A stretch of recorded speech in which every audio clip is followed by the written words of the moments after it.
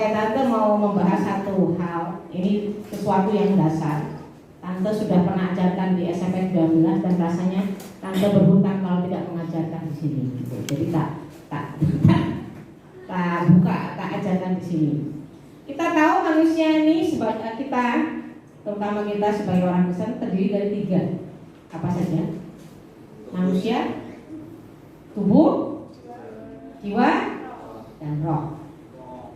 Cuma satu tapi yang kelihatannya itu tubuh kita. Kalau kita mati, tubuhnya mana?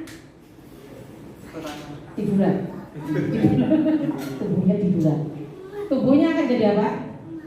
Kembali menjadi tanah. Karena kita asalnya dari tanah. Adam itu kan dibuat dari debu, dari tanah. Kalau misalnya roh, kemana? Kalau mati ke surga. Nah, kalau jiwanya, ini Tante mau kalian supaya tahu, supaya jelas. Karena ini pengajaran yang berasal dari firman. Ya, kita mau bahas tentang manusia kita. Kita ini kan manusia ya, toh semuanya ya. Dan kita semua punya roh, punya jiwa, dan punya tubuh. Dan kita mau mengelola semuanya supaya kita bisa hidup sesuai dengan firman Tuhan, atau istilah rohaninya sebagai anak-anak yang dipimpin oleh roh. Roh apa? Roh Kudus, roh Allah, itu bukan roh-rohan. Ya, kita buka coba Pengkhotbah 12 ayat 7. Ini menjelaskan tentang tubuh kita dan roh kita. Pengkhotbah 12 ayat 7. Oke. Dan debu kembali menjadi apa? Tanah seperti semula. Dan roh kembali kepada Allah yang mengaruniakannya. Kalian ingat waktu Allah menciptakan Adam dan Hawa, mereka dapat nafasnya dari mana? Dihembuskan oleh Allah. Terus jadi hidup Adam dan Hawa. Itu sebabnya dikatakan roh itu berasal dari nafas Allah. Nafas Allah ketika kita mati kembali kepada Allah. Berarti roh kita semua kembali kepada Allah. Semua roh. Nah sekarang tentang jiwa. Kalau mati terus kemana? Ya, tidak tahu ya. Yang disebut pergi ke surga atau ke neraka itu bukan tubuh. Jelas ya toh, bukan dari tanah, bukan juga roh. Karena kalau kalian baca di kitab Wahyu, ada jiwa-jiwa yang memuliakan Tuhan, ada jiwa-jiwa yang berseru kepada Tuhan. Tidak pernah disebutkan roh. Yang ke surga atau ke neraka adalah jiwa kita.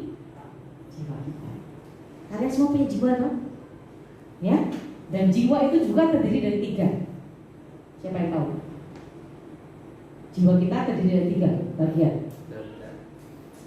Kehendak, pikiran, dan perasaan. Kalian semua punya toh? Pikiran, perasaan, tak rasa-rasa, dan kehendak, kemauan, keputusan. Ya, itu semua berasal dari jiwa. Dan kalau tubuh bisa dibunuh, bisa mati. Manusia bisa membunuh, tapi jiwa tidak bisa dibunuh. Cuma Tuhan yang bisa membinasakan jiwa di neraka. Ada itu juga. Matius 10 ayat 28. Ini dasarnya ya. Matius 10 ayat 28.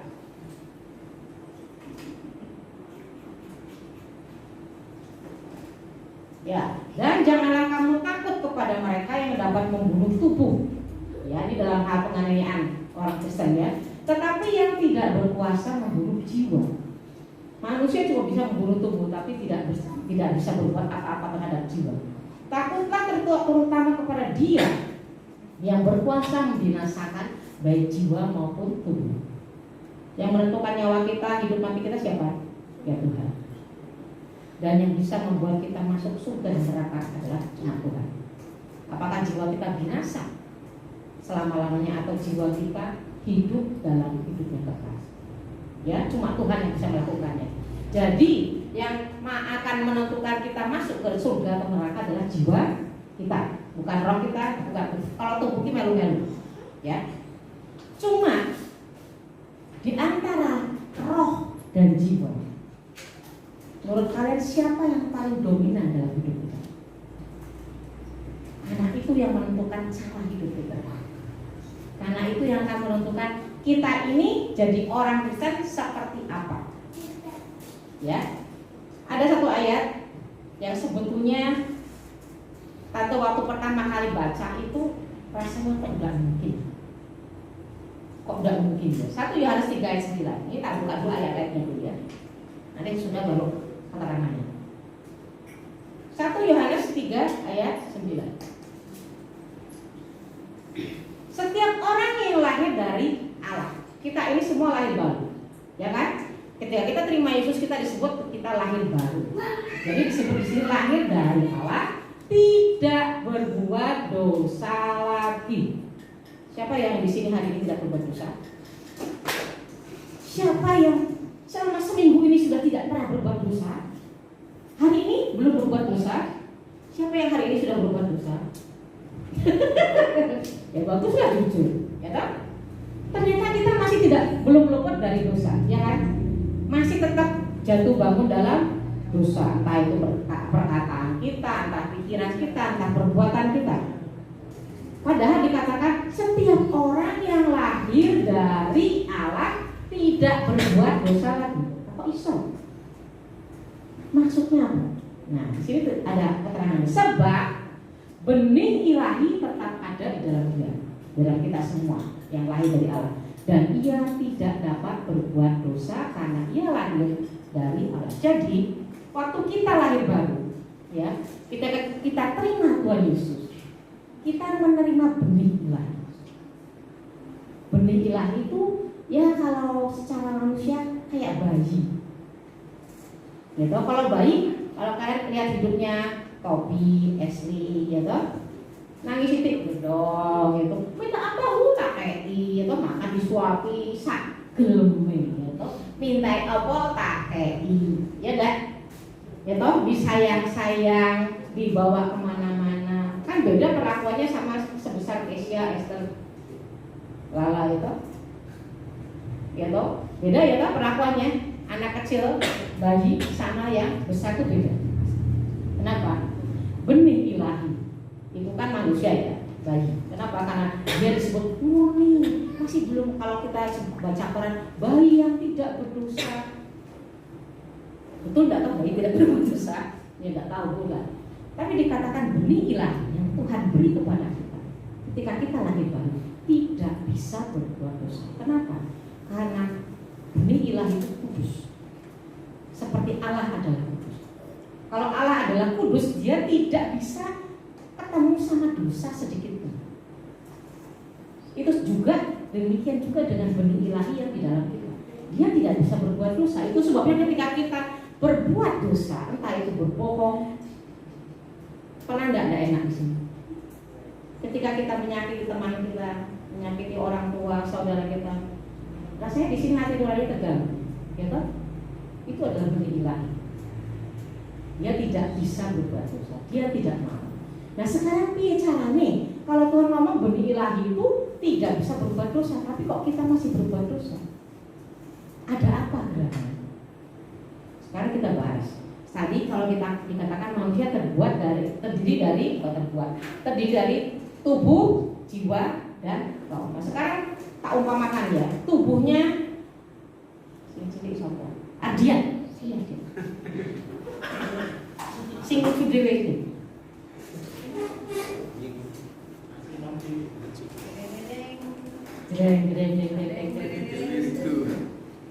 Ini tak umpamakan seorang Ardian.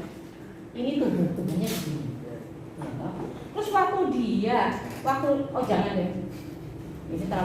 Ini tak umpamakan sebagai roh. Tubuhnya siapa ya kira-kira ya? Tubuhnya kosong bilang Redo gede. Kosong Randy. Sini Ren. Tak boleh sih kira-kira enggak? Otak bagian ya, misalnya seorang Randy terima Tuhan Yesus, dia punya benih ilahi. Ya, punya benih ilahi. Tubuhnya itu segini. Benih ilahinya kan kecil begini, tapi ini namanya yang kecil kan asli kan raso ya toh. anggap aja sudah gede misalnya, ya toh, dia sudah kebaktian, ikut retreat, baca Alkitab, terus semakin bertumbuh, ya toh, ketika kita melakukan semua apa yang membuat kita bertumbuh rohani kita, rohnya akan tambah besar, jiwanya sakinah, tubuhnya sakinah, misalnya, kamu roh ya. Sekarang kalau misalnya ini kan tubuh. Yang namanya tubuh itu ngikuti, entah ngikuti jiwa, entah ngikuti roh. Yang roh itu tidak bisa berbuat dosa. Lah yang jiwa kemauannya banyak, pikirannya karu-karuan, ya toh, perasaannya gampang sakit hati, ngamuan, emosi. Ya dosa itu terbuat dari bukan dari tadi, dari jiwa kita, dari pikiran, perasaan, keinginan kita, kehendak kita. Nah sekarang bagaimana caranya supaya tubuh ini tidak berbuat dosa? Maksudnya tidak ngikuti jiwa, tapi ngikuti roh. Kalau misalnya tante berantem sama Ardian, kira-kira menang siapa? Nah, aku bukan Tuhan ya. Ini kalau saya berantem, ya tak umpamakan misalnya roh sama jiwa, ketika hampir sama seperti ini. Tubuh akan sulit ngikuti. Kadang ngikuti ini, kadang ngikuti ini, kadang ngikuti ini. Ya toh, kalau lagi bertobat, bernyala-nyala, apalagi pulang retreat, ya toh, bersemangat, tidak boleh berbuat dosa. Wah, tak tinggalkan semuanya, tapi udah sebulan kemudian, balik lagi ke sini, balik lagi sama keinginan yang lama, pikiran yang lama, tabiat yang lama. Caranya bagaimana? Tubuh ini supaya ngikut. Roh ini harus diberi makan. Kamu makan toh? Makan. Tadi makan ya? Cuma kok udah gede-gede ya. Tubuh, bukan tubuh. Roh ini harus diberi makan supaya rohnya besar, tidak sakit terus. Piye caranya ngasih makan roh? Bukan dikasih sajen, bukan dikasih menyan, ya? Bukan. Cara ngasih makan rohani kita apa? Baca Alkitab, berdoa, bersekutu, beribadah, supaya dia jadi besar. Sekarang, silakan ikut. Belum. Kamu masih di sini. Karena kamu sekarang karena roh tadi diberi makan terus makin besar. Nah sekarang kalau apa lah sekarang? Lo sing keren dewe itu ibu. Kalau rohnya dikasih makan terus, semakin gede. Semakin gede kira-kira manut sopo? Manutnya gede apa manutnya kecil? Kalau dia bergumul, mereka bergumul, yang menang siapa? Yang menang ya otak. Ya gampang-gampangan ya. Nah sekarang nih tubuhnya ini malas, baca Alkitab malas, berdoa malas, tapi nih rohnya punya kemauan yang kuat, rohnya sudah besar seperti ini. Tubuhnya akan ngikut apa enggak? Kalah enggak? Tante sama otak pasti kalah lah, gitu. Ya, cewek cowok lagi apa lagi ya. Tapi ini cuma sekedar untuk ilustrasi bahwa tubuh kita, manusia kita terdiri tubuh. Tuh, kalau tubuh kan mau gede, mau kecil, mau selala, mau sedekon sama aja, seredo juga sama aja. Tapi yang masalah adalah yang namanya roh dan jiwa. Ketika jiwa itu dikasih makanan, tahu makanan jiwa? Opo? Ya kemauannya dikasih opo wae gitu, pengen gini ya gini, pengen ngamuk ya ngamuk, pengen mukul ya mukul gitu ya. Pengen pengen bolos ya bolos, pengen bertengkar ya bertengkar, pengen nyolong ya nyolong, pengen bohong ya bohong. Itu makanan jiwa. Ketika kemauannya dituruti, makin lama dia makin besar. Gitu. Rohnya semakin kecil. Kalau biasa kalau kemauannya dituruti jiwa, berarti rohnya tidak dikasih makan. Gitu. Benar tidak? Makanya sekarang tergantung kita. Yang memutuskan siapa? Jiwa. Berasal dari jiwa. Jiwamu.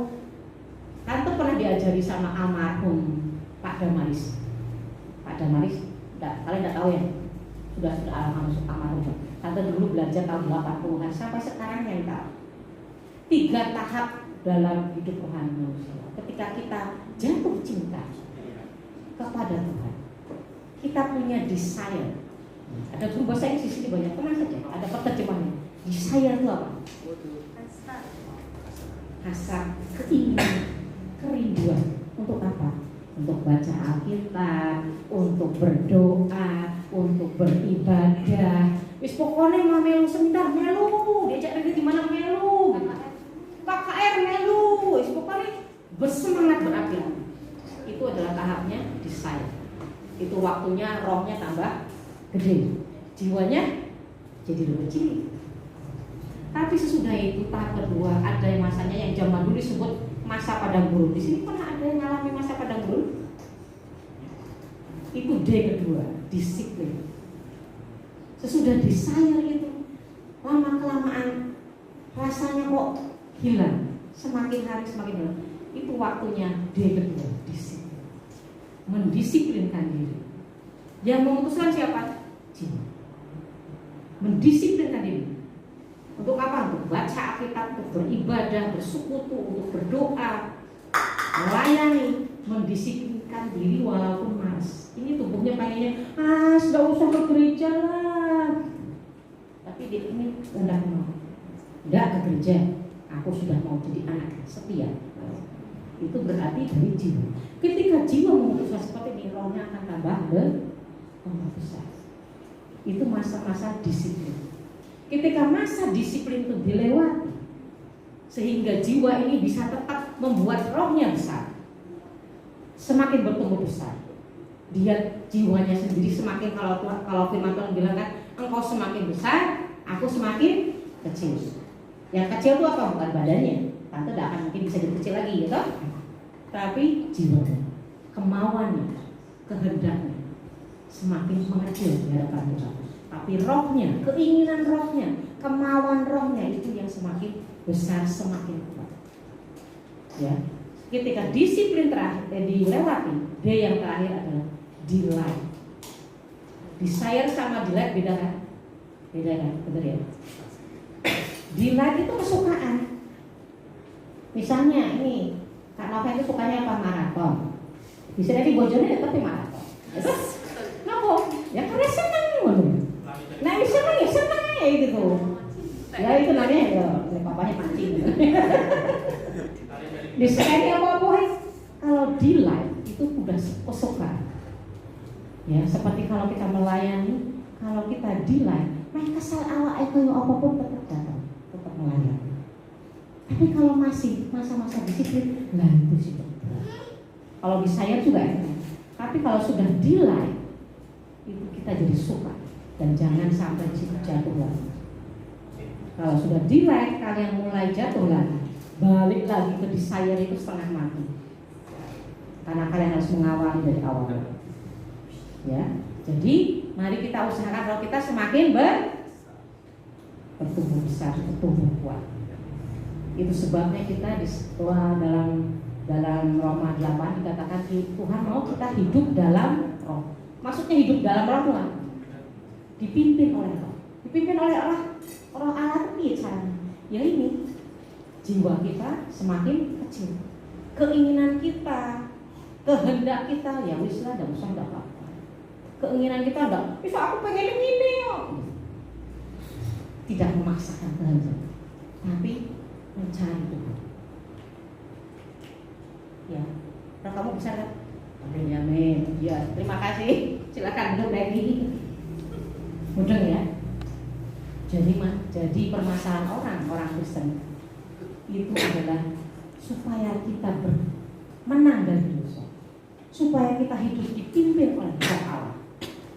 Dan mari kita membuat roh yang ada di dalam kita ini, benih ilahi yang sudah Tuhan berikan dari awal, semakin kuat, semakin besar. Sehingga karena benih ilahi itu tidak bisa berbuat dosa. Dan kalau roh itu, benih ilahi itu yang asalnya benih, makin lama kan makin besar.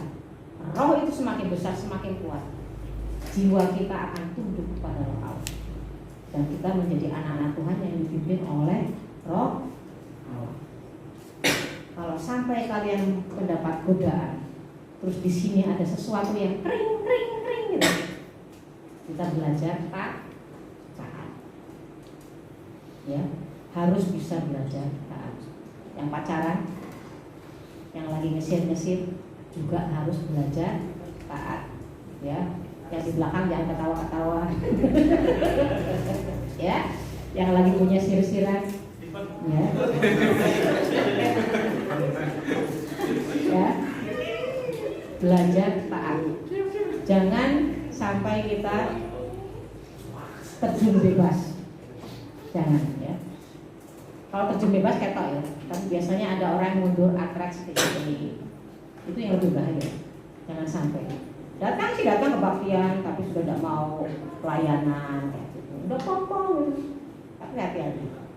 Jangan sampai kita terhibur. Ya, kenapa kalian dinasihati, diingatkan, didorong terus membaca Alkitab? Kenapa? Karena firman Tuhan itu adalah makanan rohani kita. Kalau minumannya apa? Minumannya apa? Kalau makanannya baca firman terus minumannya apa?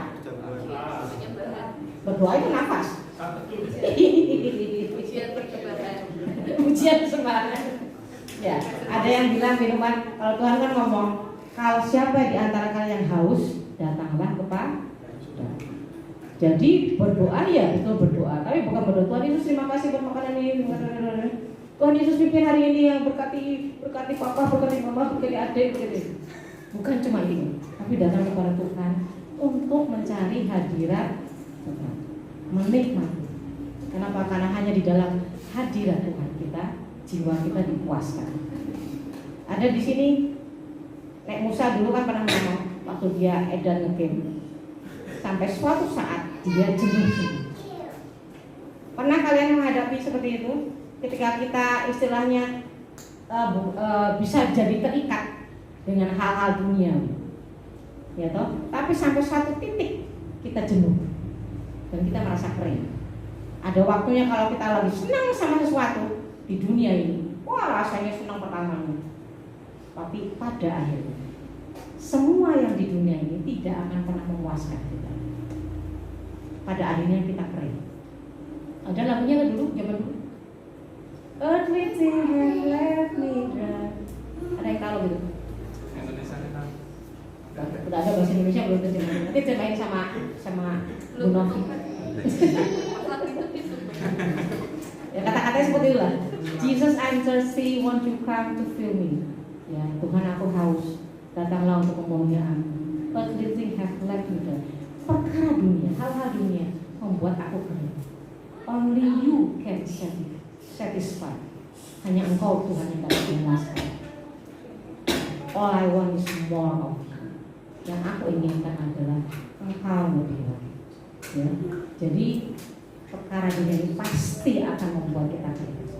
Ada waktunya senang, tapi senangnya pasti sementara. Duit pun akan membuat kering. Benar enggak? Enggak ngerti loh, karena kan orang mesti makan duit toh, jadi dia tahu. Tante juga enggak. Tapi kalau kita dengar kesaksian orang-orang yang konglomerat, yes. Terus pokoknya mereka yang duitnya bejibun gitu ya, sampai dibuat nanti. Tapi mereka tidak pernah dipuaskan oleh hal itu. Ya, jadi kita bersyukurlah kalau kita dalam kesederhanaan kita masih bisa menikmati Allah, kita masih bisa beribadah dengan bebas. Nikmati, jalani, dan terus setia lakukan. Baik itu melayani, baik itu beribadah, membaca Alkitab, berdoa, meninggikan nama Tuhan, masuk dalam hadirat Tuhan. Karena itu akan membuat roh kita menjadi kuat, sehingga kita tidak lagi jatuh bangun dalam dosa. Udah ya? Oke, mari kita berdoa. Terima kasih Tuhan buat firman. Kalau Engkau mau kami menjadi anak-anak-Mu yang dipimpin oleh Roh-Mu, kami mau serahkan setiap kami Tuhan. Biar roh kami boleh bertumbuh dan bertumbuh terus menjadi kuat dan semakin kuat, menjadi besar di hadapan. Dan biar jiwa kami boleh tunduk di hadapan Roh. Tolong setiap anak-anak-Mu tempat ini Tuhan. Kalau mereka pimpin mereka untuk terus membawa semakin kuat. Kami boleh semakin rendah, kami boleh semakin kecil, tapi Engkau semakin besar di dalam kami. Dan Engkau boleh berkarya dalam hidup kami. Dan kami Tuhan boleh tampil dengan Engkau di depan kami di belakang Tuhan.